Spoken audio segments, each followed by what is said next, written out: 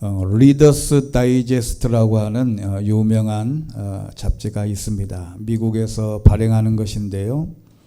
이것이 한국어로 번역이 된 것도 있습니다. 이 리더스 다이제스트 2004년도 4월 후에 이런 기사가 있습니다. 제목은 당신의 양심은 몇 점입니까? 이런 기사가 실렸는데요. 이 기독교 잡지에서 동양 사람들, 아시아인들 1800명에게 조사를 했습니다. 일상생활에서 갈등을 느끼게 만드는 상황 10가지를 이렇게 쭉 정리를 해서 묻는 것으로 양심 테스트를 했답니다. 첫째는 슈퍼마켓에서 물건을 사고 보니 거스름돈을 세어봤더니 500원이 더 받았다. 그러면 돌아가서 그 돈을 돌려주시겠습니까? 500원이 더 왔는데 돌려주겠냐? 그랬더니 안 돌려준다는 사람이 74%입니다. 두 번째, 수입을 조금만 속이면 세금을 적게 낼 수 있다. 당신도 그렇게 할 수 있겠냐? 그랬더니 그거는 안 한다가 51%입니다. 세 번째는 집에서 편지 봉투와 볼펜이 필요한데 회사에 가보니까 볼펜과 편지 봉투가 많아요. 그래서 회사에서 편지 봉투와 볼펜을 집으로 가져와서 쓸 거냐? 그랬더니 아니요 라고 하는 사람이 37%, 나머지 63%는 그렇게 하겠다는 거죠. 세 번째는 길거리에서 우연히 지갑을 주었는데 현금이 5만 원이 들어있어요. 그리고 주소와 전화번호가 적힌 명함도 들어있습니다. 지갑을 주인에게 돌려주겠냐? 그랬더니 안 돌려주겠다는 사람이 85%입니다. 다섯 번째, 가장 친한 친구의 남편 혹은 아내가 또 불륜이 의심스러운 난 모르는 사람과 아주 다정스럽게 저녁 식사를 하고 있는 모습을 목격을 했다면 당신이라면 그 친구에게 사실을 알리겠냐? 그랬더니 안 알린다는 사람이 47%, 알려주겠다는 사람이 53%입니다. 여섯 번째, 호텔에 투숙했더니 그곳에 타월이, 수건이 너무 좋아요. 몰래 가지고 나오시겠습니까? 그랬더니 안 가져오겠다는 사람이 13%, 집으로 가져와서 쓰겠다는 사람이 87%입니다. 일곱 번째, 비싼 컴퓨터 소프트웨어를 불법으로 복사해 주겠다고 넌지시 말하면 그것을 받아들여서 당신의 컴퓨터에 설치하겠냐? 그랬더니 안 한다는 사람이 58%. 여덟 번째, 잠시 자리를 비운 직장 동료의 책상 위에 통장이 놓여 있는데 당신이라면 한번 살짝 가서 열어보겠습니까? 그랬더니 안 한다는 사람이 26%, 그리고 74%는 한번 열어보겠다는 겁니다. 그리고 아홉 번째, 입사원서를 내려고 하는데 내 자격이 조금 부족하다. 그런데 입사하고 나서 충분히 배울 수 있는 건데 내 이력서에 자격이 있다고 써 넣겠냐? 그랬더니 안 한다는 사람이 24%, 그러니까 76%는 그렇게 하겠다는 겁니다. 마지막 열 번째는 백화점에서 쇼핑을 하는데 어떤 사람이 물건을 몰래 가방에 넣는 거예요. 아마 그때 당시에는 CCTV가 이렇게 상용화되지 않았을 때인데 점원에게 가서 알리겠냐? 그랬더니 가서 알린다는 사람이 68%가 되더랍니다. 이런 모든 과정을 보면 사람이 이렇게 어떤 상황에 따라서 어떤 부분에 대해서 선과 악을 구분해낼 수 있는 능력이 있긴 한데 어떻게 선택하느냐가 중요하다는 겁니다. 하나님이 인간에게 주신 양심은 선과 악을 구분해낼 수 있는 최고의 보루입니다. 그런데 이 양심이 죄로 인해서 마비되었습니다. 그래서 성경에서는 이 양심이 화인 맞았다라는 표현이 곳곳에 등장하는데, 그래서 이 양심이 화인 맞아서 선악을 구분할 힘이 없어지는 거예요. 그리고 구분할 수 있어도 악을 선택할 경우가 많다는 겁니다. 자, 주보에 있는 성경 구절 몇 개 타이프해 놓은 게 있는데, 첫 번째 디모데전서 4장 2절 보면 그런 가르침은 양심에 낙인 찍힌 거짓말쟁이들의 속임수에서 나오는 것이다. 여기 양심은 이게 보통 도덕적인 선과 악을 구분하는 마음을 말합니다. 우리가 너 양심 있냐? 이렇게 물어볼 때 선과 악을 구분할 수 있는 도덕적인 선, 이게 정확하게 네 마음에 있냐? 이렇게 묻는 거예요. 근데 이게 낙인이 찍혔다. 낙인이라고 하는 말은 마비시키다라는 뜻에 있습니다. 그래서 양심이 마비가 되고 또 이렇게 그 선악을 구분할 수 있는 게 이제 없어져 버린 거예요. 이 선악을 구분하는 마음이 마비되고 화인 맞았다는 것인데, 그러면 이렇게 양심이 마음이 화인 맞으면 어떤 증상이 나타나냐? 요즘에는 어떤 병명이나 어떤 병을 앓거나 하면 병원에 가서 의사에게 말합니다. 나는 어디가 안 좋고 쭉 이야기를 들어보고 이 의사가 이렇게 증상을 판단하고, 그것이 판단하기가 힘들면 CT나 MRI 찍고 뭐 별짓을 다 하지요. 그런데 양심이 화인 맞거나 양심이 마비되고 이렇게 되면 다음과 같은 대표적인 세 가지 증상이 나타납니다. 첫째는 내가 죄인임을 모릅니다. 내가 의롭다고 생각하고 내 판단이 항상 선하다고 생각하고요. 하나님 앞에서 죄인이라는 것을 까맣게 잊어버립니다. 그리고 보통 사람들이 교회에 와서 내가 죄인입니다 그렇게 말을 하면 일반적인 사람들을 뭐라 그러냐면, 일반적인 사람들은 자기가 죄를 지고 재판을 받아서 감옥에 가거나 또는 유치장에 갇히기 전에는 자기는 죄가 없다고 생각을 해요. 그런데 양심이 화인을 맞으면 첫 번째 증상은 내가 하나님 앞에서 죄인이라는 것을 절대로 시인하지 않습니다. 요즘에도 보면 강력범죄자들이 경찰서에 잡혀서 오게 되면 본인이 이야기를 하면 다 이게 불리면 이야기를 하는데 말을 안 해요. 제가 가끔 요즘에는 이제 이 경기 중에도 야구나 배구나 모든 경기에 이렇게 카메라로 찍어봤다가 그 비디오를 보고 판가름하는 게 일상화되어 있어요. 자, 제가 이제 언젠가 배구 경기를 봤는데요. 배구 경기가 볼 때 이쪽에서 스파이크를 때리면 이쪽에서 커버를 하잖아요. 맞을 때 이 배구공이 손끝에 살짝만 스치고 가도 스친 사람이 지는 거예요. 그런데요, 희한하게 모든 경기에서 보면 카메라로 딱 이거를 다시 신청을 하는데 맞은 사람은 알 거 아니에요. 자기가 내 손끝을 살짝 스쳤다는 걸 다 알아요. 그런데 어느 누구도 내가 손에 스쳤다고 말하지 않습니다. 카메라로 보고 판가름하기 전 때는 전혀 아닌 척 하더라고요. 이게 이건과는 조금 다른 차원이긴 하지만 내가 양심에 화인 맞고 양심이 마비되면 내가 하나님 앞에 죄인이라는 것을 모릅니다. 그리고 두 번째 더 큰 문제인데 하나님의 말씀을 부인하게 됩니다. 말씀을 들어도 인정하지 않습니다. 그냥 이론적으로는 아는데 마음으로는 이걸 받아들이기가 힘이 되지요. 그래서 믿어지기가 않습니다. 도마가 예수님의 부활을 다른 제자들에게 보여줬을 때 본인이 그 자리에 없었어요. 그런데 이 도마가 하는 얘기는 나는 예수님을 보기 전까지는 못 믿겠다.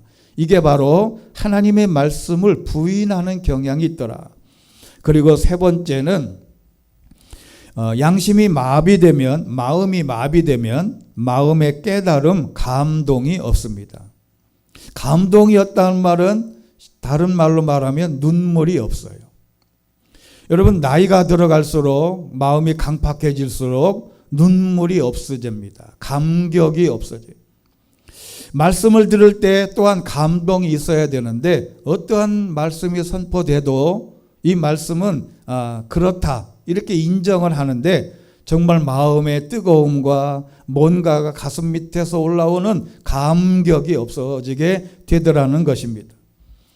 그 장면을 오늘 성경에서 자세하게 설명을 하고 있습니다. 오늘 본문의 내용을 보면 다른 제자로 일컬어지는 두 사람이 십자가 사건이 있는 안식구 첫날에 예루살렘에서 엠마오로 이제 걸어가는 중이었습니다. 지금이야 예를 들어서 자전거를 타고 가든지 택시를 타고 가든지 자가용을 타고 가든지 하겠지만 그때 당시에는 모든 이동 수단이 걷는 게 대부분이었으니까. 그런데 이 두 사람이 그 전날에 예루살렘에서 있었던 이야기를 서로 엠마오라는 동네로 이동하면서 이야기하던 내용이었어요. 오늘 앞에 있는 본문을 읽어보면 그 당시에 최대의 이슈였던 예수님이 처형됐다. 그런데 이 처형된 이 예수님이 3일 만에 부활하셨다. 이런 소문이 이곳저곳에서 막 일었어요. 지금이야 유튜브나 이런 이렇게 다음이나 네이버에 누가 올리기도 하겠지만 그 당시에는 아무것도 없이 말로 소문이 쫙 퍼졌습니다. 그런데 그들과 이 두 사람이 엠마오로 쭉 내려가는 중에 어떤 낯선 한 사람이 끼어든 거예요. 이 끼어들어서 거기서 이제 예수님이 이런저런 얘기를 하면서 내가 왜 예수님이 살아나셔야 되는지 또 이런 이야기를 율법과 선지서와 시편에 있는 이야기를 쭉 이야기를 들어서 설명을 해줬어요. 설명을 해주고 드디어 그들이 오늘 본문서부터 보면 집에 들어가서 이제 하루 묵으려고 예수님을 초청해서 들어갔는데 무슨 대화를 하다가 예수님이 갑자기 사라진 거예요. 그리고 31절에 있는 말씀을 오늘 본문에 보면 이렇게 되어 있습니다. 이제야 그들의 눈이 열려 예수를 알아보았습니다. 그러나 곧 예수께서 그들 눈앞에서 사라져 버렸어요. 여기 눈이 열려 개정개혁판에 밝아져라고 하는 말은 이게 굉장한 의미가 있습니다. 밝아져. 그래서 그때 당시에는 눈이 안 보였던 거냐? 그런데 이게 신학적인 용어입니다. 이게 뭐냐면 밝아졌다라는 것은 처음 눈으로 보였을 때처럼 철저하게 밝아졌다. 즉 첫 번째 눈을 떴을 때 태생적으로 처음 눈을 떴을 때로 돌아갔다는 거예요. 이게 여러분 무슨 말이겠습니까? 이게 굉장히 중요한 말인데 그러면 첫 태생 때로 돌아갔다는 말은 어린아이가 태어나가지고 눈 떴다는 말이 아니에요. 신앙으로 처음에 눈을 떴을 때에 오는 감격과 하나님을 향한 내 마음의 변화를 말하는 것이에요. 교회를 오래 다녔다고 해서 이게 계속 유지되는 게 아니더라고요.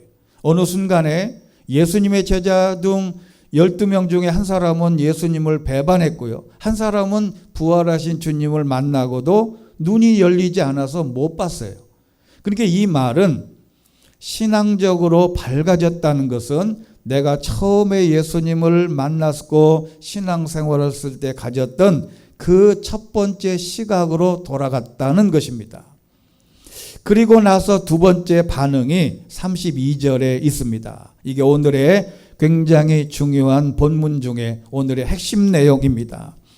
그들이 서로 두 사람이 물었습니다. 자, 여러분 이 범죄에서도요, 이 두 사람이 공모하면 이 처벌이 더 세집니다. 혼자 범행과 단독 범행과 공범의 차이는 더 커요. 그런데 두 사람 중에 하나가 우리가 길에서 그분이 우리에게 말씀하고 성경을 풀어주실 때 우리 마음이 뜨거워지지 않았느냐라고 이야기했을 때 두 사람이 동시에 마음이 맞았어요. 이제 한 사람만 나는 안 뜨거워졌는데 라고 한 게 아니고 두 사람이 동시에 뜨거워졌다는 겁니다. 이스라엘 백성들에게서 증인은 두 사람 이상이어야 합니다. 한 사람만 있으면 안 돼요. 왜 그러냐면 이게 두 사람이 느끼는 것과 한 사람이 보는 것은 차이가 있습니다. 그래서 중요한 것은 성경을 풀어주실 때에 우리 속에서 두 사람이 동시에 마음이 뜨거워졌다라고 할 때, 뜨겁다라고 하는 이 뜨거워지다라고 할 때 이 단어는 카이오라고 하는 헬라어인데, 이 단어가 정말 기가 막힌 단어예요. 이 단어에 무슨 얘기가 놀라운 것인데, 이게 뭐냐면 마음에, 양심에 불이 붙었다라는 뜻입니다. 그냥 이것은 그냥 카이오라는 단어는 그냥 마음에, 양심에 불이 붙었다라는 뜻이에요. 불이 붙어요. 불. 이게 불이 붙으면 여기에서 뭐로 불이 붙냐면 하나님의 말씀으로 불이 붙었다는 겁니다. 하나님의 말씀이 성냥불이 된 거예요. 하나님의 말씀으로 성냥불로 탁 켜가지고 마음에 탁 불을 붙이니까 불이 확 붙었다는 것인데, 이게 신앙의 첫 번째 마비되지 않는 사람에게 나타나는 놀라운 은혜의 시작입니다. 그리고 풀어주실 때에 라고 하는 말은 앞에 밝아져라는 말과 똑같은 단어입니다. 그러니까 눈이 밝아져라는 말과 예수님이 풀어주실 때라는 말과 같은 의미인데, 풀어주다라고 하는 뜻에 특별한 뜻이 또 하나가 있습니다. 그건 뭐냐면 죄송하지만 한번 따라해 보겠습니다. 자, 마스크를 쓰고 있는데 이게 굉장히 중요한 단어예요. 풀어주실 이 말은 밝아져라는 말과 같은 말인데 다른 또 귀한 뜻이 있는데, 그 뭐냐면, 자, 따라해 봅니다. 잡아당겨 열다. 이런 문이 열리지 않으면 잡아당겨서 열지 않습니까? 이 잡아당겨 열다라고 하는 뜻인데, 예수님이 하나님의 말씀을 우리의 마음밭에 우리에게 전달해 주실 때에 우리의 마음의 문이 열리지 않아서 우리의 마음의 문을 잡아서 열다라는 거예요. 하나님의 말씀이 내 안에 들려지지 않을 때는 내 마음의 문이 닫혀 있는데, 누군가가 성령님께서, 예수님께서 말씀을 선포하시거나 설명해 줄 때 내 마음의 문을, 닫힌 문을 확 잡아당겨서 열어주시는, 이게 바로 풀어주다라는 뜻이에요. 어린 학생들에게, 아이들에게 수학을 가르치거나 물리학을 가르칠 때 애가 못 알아듣잖아요. 그러면 좋은 선생님이, 요즘에는요 인터넷 강사들이 돈을 얼마나 버는지를 여러분 혹시 아십니까? 인터넷 강사가 우리나라에서 1년에 300억을 버는 사람이 수십 명입니다. 자기가 한 과목, 그러니까 수학 한 과목으로 1년에 매출이 300억이 넘어요. 어떻게 가능하냐? 수학을 얼마나 잘 가르치는지 학생들의 마음을 잡아당겨서 그 마음 안에 수학이라고 하는 공식과 수학이라고 하는 것을 넣어주는 기술이 탁월해. 그래가지고 한 과목만 인터넷에 올리면 한 사람당 한 번 들으면 15,000원, 20,000원, 30,000원만 계약을 이게 하면 그게 무한정 들을 수 있으니까. 그러니까 이렇게 해서 수많은 사람들을 불러 모으니 1년에 300억을 매출 올리는 수학 강사들이 있습니다. 예수님의 말씀이 내 마음을 잡아당겨서 열어주신다고 하는 것이 풀어주다라고 하는 뜻인데, 문제는 이렇게 말씀이 내 마음에 와서 잡아당겨 열려고 해도 양심이 화인 맞거나 마비되면 열리지가 않습니다. 예수님이 아무리 문 밖에서 두드리고 소리쳐도 열리지 않을 수도 있습니다. 양심이 화인 맞거나 기능이 상실되면 열리지 않습니다. 다행히 예수님의 모습과 말씀을 통하여 오늘 이 두 사람은 기적적으로 그 마음의 문이 활짝 열려 하나님의 말씀을 받아들이게 된 것입니다. 오늘은 부활주일입니다. 기독교 절기에서 가장 빛나는 절기, 이 세상에 존재하는 어떤 종교에서도 말하지 않는 죽음에서의 부활입니다. 인간의 가장 큰 두려움은 두려움입니다. 죽음의 문제를 해결하기 위해서 세상의 모든 종교나 의료계나 존재하는 모든 종류의 파트에서 이 문제를 언급하게 됩니다.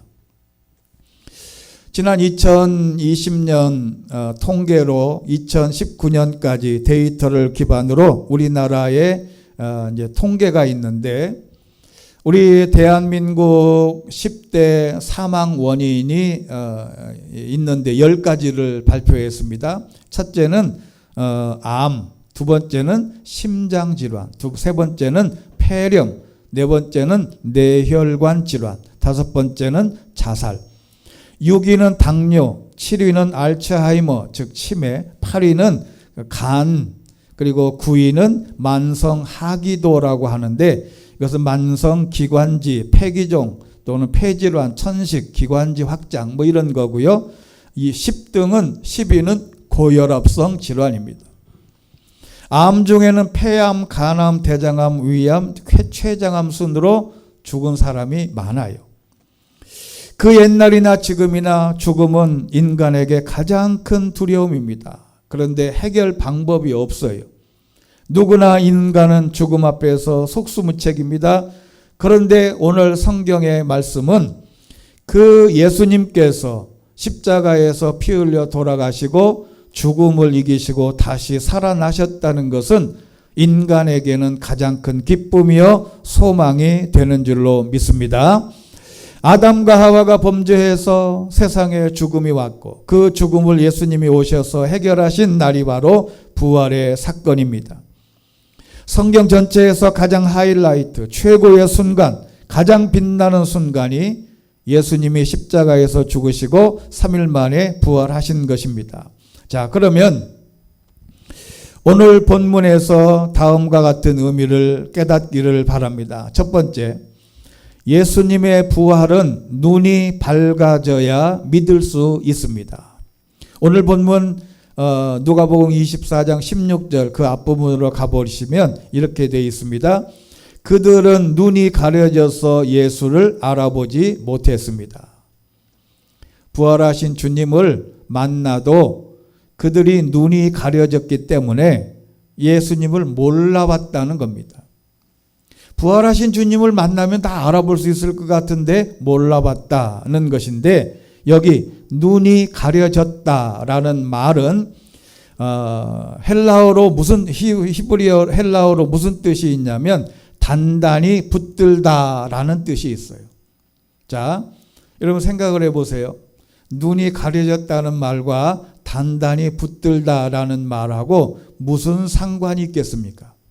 이게 이제 묵상을 해야 될 필요가 있는데요. 단단히 붙잡다. 그러면 우리 눈이 뭐를 붙잡고 있냐면, 우리 눈은 세상 것을 보는 것에 사로잡혀 있다는 거예요. 다른 것을 보느라고 세상 것을 보는 것에 단단히 붙들려 있어서 봐야 할 것을 보지 못한다는 겁니다. 우리는 늘 뭐를 봤냐면, 사람이 십자가에 못 박혀 죽으면 그냥 죽는 것을 봤어요. 사람이 병에 걸리면 병에 걸려서 죽는 것을 봤습니다. 어떤 사람이 세상에서 어떤 일들을 만났을 때 우리 눈으로 확인해요.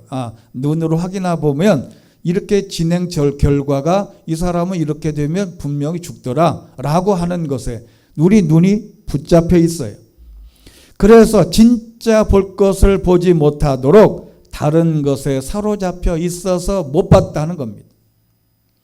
감히 십자가에 못 박혀 죽으신 예수님이 자기 곁에서 이야기하고 있을 거라고는 도저히 생각을 못했다.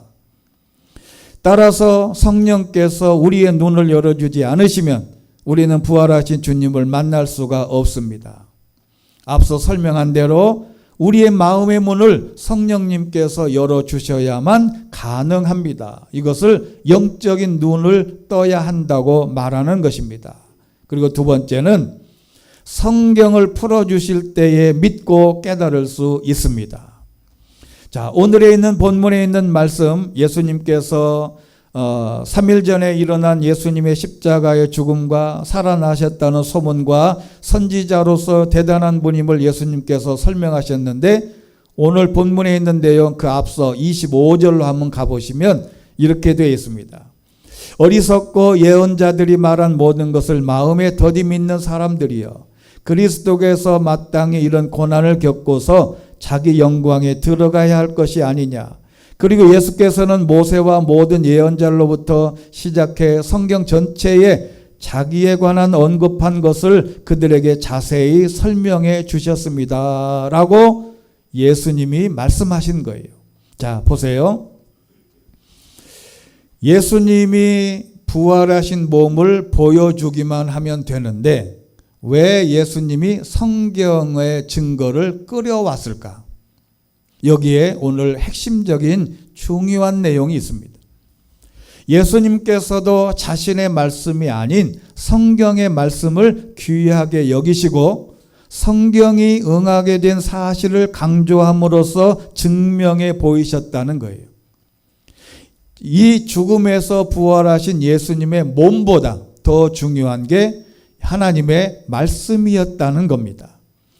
그래서 이 하나님의 말씀을 스스로 깨닫고 읽을 때 이해되고 믿게 되는 것은 더 없는 축복입니다. 세 번째, 이렇게 설명해 주고 성경 말씀을 풀어주셨을 때의 반응은 마음이 뜨거움으로 나타났다는 거예요.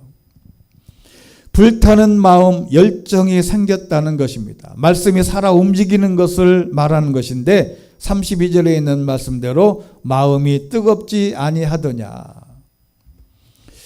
건강한 사람은 손발이 따뜻합니다. 몸이. 시체는 아주 차갑습니다. 제가 이제 목회하면서 이제 여러 시신을 만져본 경험이 있지 않습니까? 어린 아이 6살 된 남자 아이서부터 고령에 이르기까지 일단은 사람이 돌아가시면 시신이 싹 식어버립니다. 온기가 없어요. 아주 섬뜩할 만큼 차갑습니다. 건강한 사람은 심장이 있어서 몸이 뜨거운데 이게 바로 마음이 뜨겁다는 것은 뭐냐면 신앙적인 열정입니다. 내가 하나님과의 관계, 또 처음 믿었던 하나님과의 관계에서 가졌던 첫사랑, 처음에 믿었던 그 마음이 신앙생활 하면 할수록 점점 더 식어지더라는 것이죠. 자, 그러면 이 뜨거운 열정이 식으면 안 되는데 오늘 예레미야서 15장 16절 두 번째 성경 구절을 보면 식어지지 않기 위해서는 이렇게 예레미야가 말씀하고 있습니다. 주의 말씀을 찾아 제가 먹으니 주의 말씀이 제게 기쁨이었고 제 마음의 즐거움이었습니다. 만군의 하나님 여호와여, 이는 제가 주의 이름으로 불리기 때문입니다 라고 했는데 주의 말씀을 찾아 먹었다는 것입니다. 배고프면 음식을 찾아 먹듯 영적인 말씀을 직접 찾아 먹는 것은 대단한 발전이요 영적 건강 상태를 말합니다. 사람은 떡, 빵으로, 밥으로만 사는 것이 아니라 하나님의 말씀을 먹어야 산다고 강조하셨습니다. 성경에서 아주 중요한 개념인데 육의 양식도 겨우 주는 것만 받아먹는 것은 건강하지 않기 때문에 그렇습니다. 영적으로 건강한 사람은 말씀을 찾아 먹습니다. 예배로 직접 찾아옵니다. 무엇이든 시키지 않아도 스스로 알아서 말씀을 찾아 먹고 봉사도 하고 헌신도 하고 모든 것이 찾아서 합니다.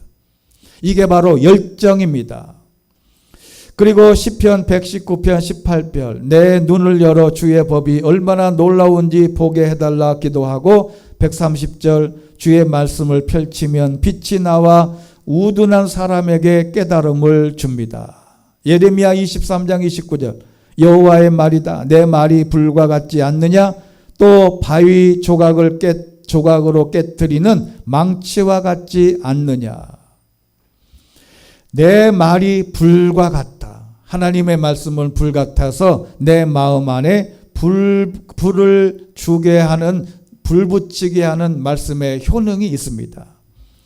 자, 그러면 오늘에 있는 이 말씀의 내용 7번째 성경 구절 히브리서 4장 12절로 가보시면 우리가 잘 아는 본문이 있습니다. 여기 하나님의 말씀은 살아있고 힘이 있으며 양날선 어떤 칼보다 더 예리해 혼과 영과 관절과 골수를 찔러 쪼개기까지 하며 마음의 생각과 의도를 분별해 냅니다.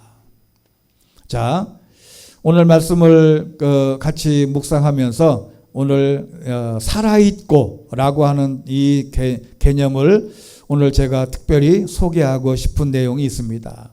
여기 하나님의 말씀은 살아있다 라고 하는 단어는 헬라어로 짜오라고 하는 단어인데요.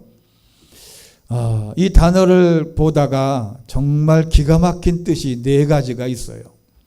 우리가 보통 우리 한글도 그렇고 영어도 그렇고 그 뜻이 내포되어 있는 것을 우리가 그 현장에 가서 이해하지 않으면 모르는 단어들이 많아요. 근데 이 자오라고 하는 단어, 살아있고라는 단어에는 네 가지 뜻이 있어요. 첫째는 현재의 삶을 즐기다라는 뜻이 있습니다. 하나님의 말씀은 과거나 미래가 아닌 현재의 삶을 즐기도록 살아있다는 거예요. 하나님의 말씀은 현재의 삶을 살도록 즐기도록 살아있는 것입니다. 두 번째는 생활 방식과 행동 방식을 가지고 살다라는 뜻이에요. 여기 생활 방식, 행동 방식을 가지고 살다.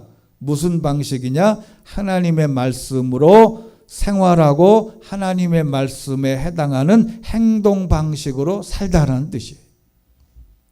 알기만 하고 그냥 하나님의 말씀으로 세상에 나가서 내 마음대로 사는 게 아니고 하나님의 말씀대로 사는 것을 살아있고, 그리고 세 번째는 생수의 강이라는 의미가 있어요.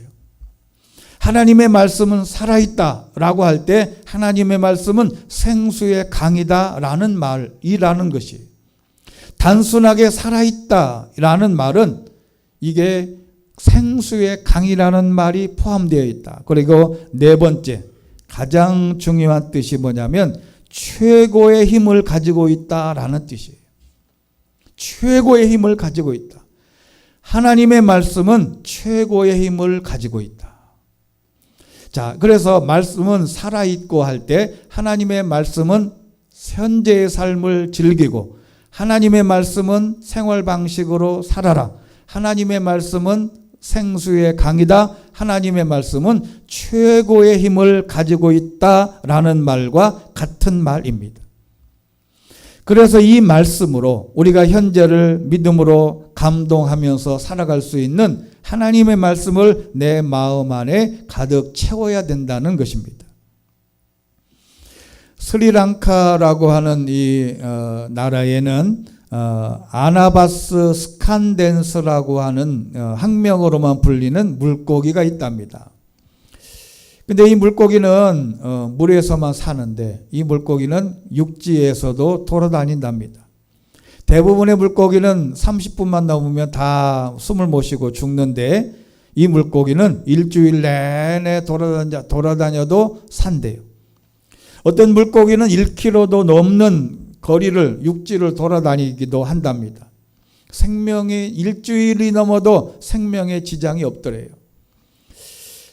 그래서 왜 그런가 이 과학자들이 물고기를 해부해 봤더니 신체적인 특징은 물고기와 일반 물고기와 다 별다름이 없더래요. 그런데 다만 그 뇌가 좀 달랐는데 그 뇌에 달팽이관처럼 생긴 뼈가 있고 그 안에 물을 담아 놓는 공간이 있더랍니다.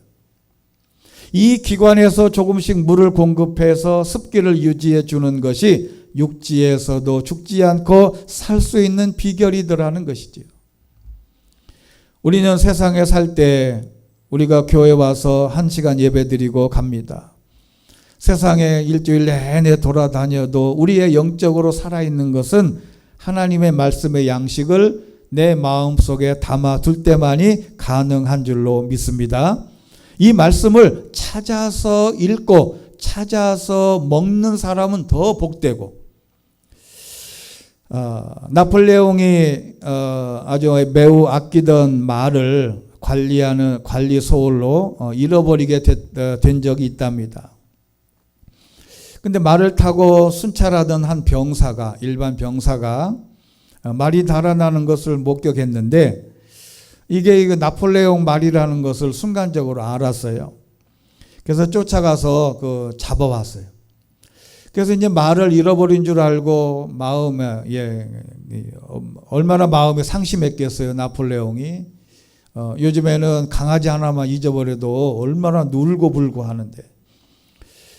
그래서 한 병사가 이 말을 찾아왔다는 소식을 듣고 정말 기뻤어요. 그래가지고 나폴레옹이 이 황제가 직접 납시였어요.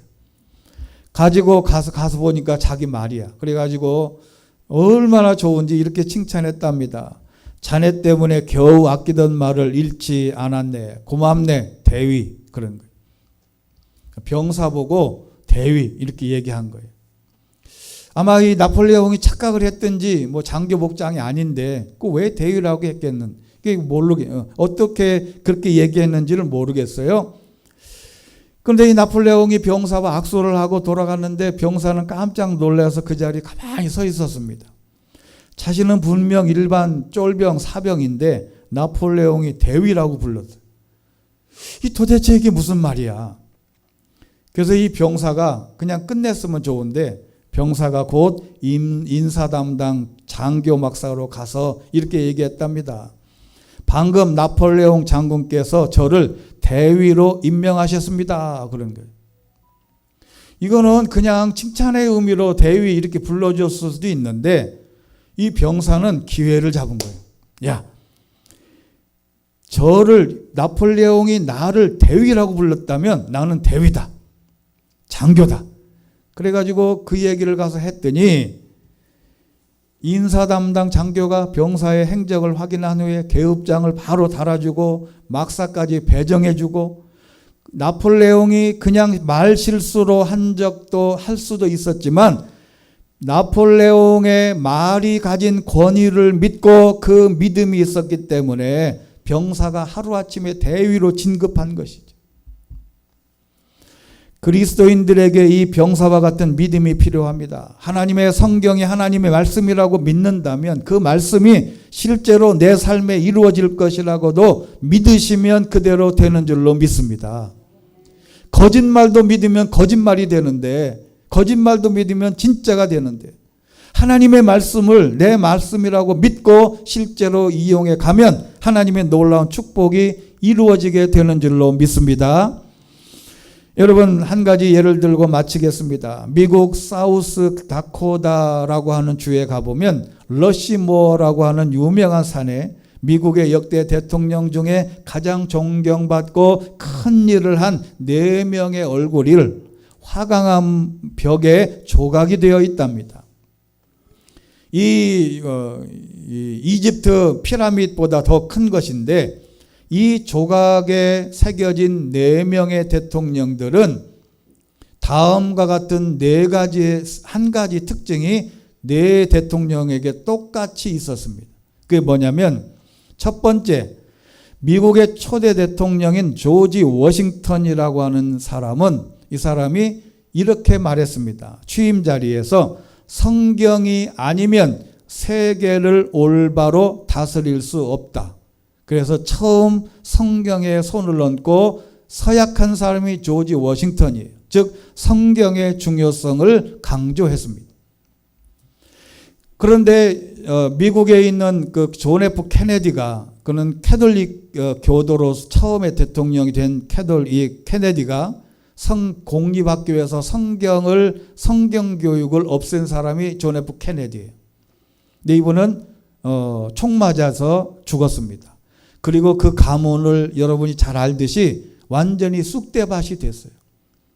두 번째는 제3대 토마스 제퍼슨이라고 하는 이 미국의 독립선언서를 쓴 대통령인데 이분은 뭐라고 했냐면 선언서를 쓸 때 미국은 성경을 반석으로 삼아 서 있다라고 했습니다.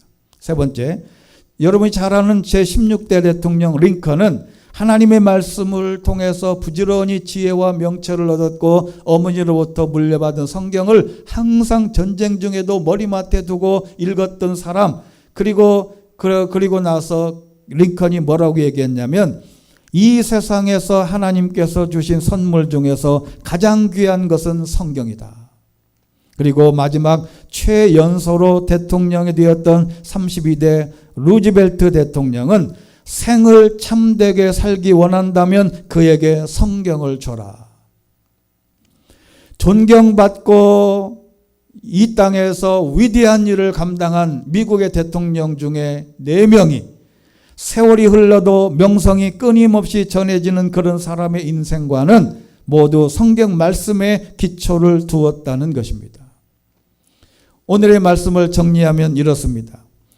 하나님께서 말씀을 통하여 내 마음의 문을 활짝 열고 내 마음의 빗장을 세게 열어주셔서 하나님의 말씀으로 내 마음의 기초를 삼고 하나님의 말씀으로 내 양식을 삼고 하나님의 말씀으로 나아갈 때에 우리에게 부활의 소망을 가졌던 엠마오로 갔던 두 사람처럼 우리가 늘 감동받고 하나님의 말씀으로 감동받고 감격하셔서 말씀으로 저와 여러분의 마음에 불을 붙이게 되기를 주의 이름으로 축원합니다.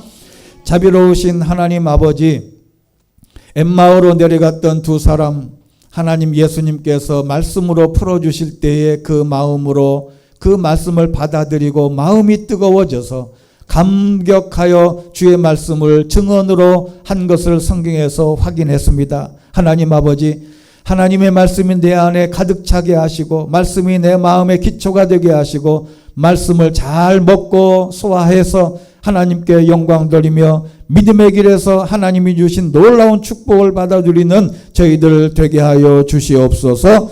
예수 그리스도의 이름으로 기도하옵나이다. 아멘.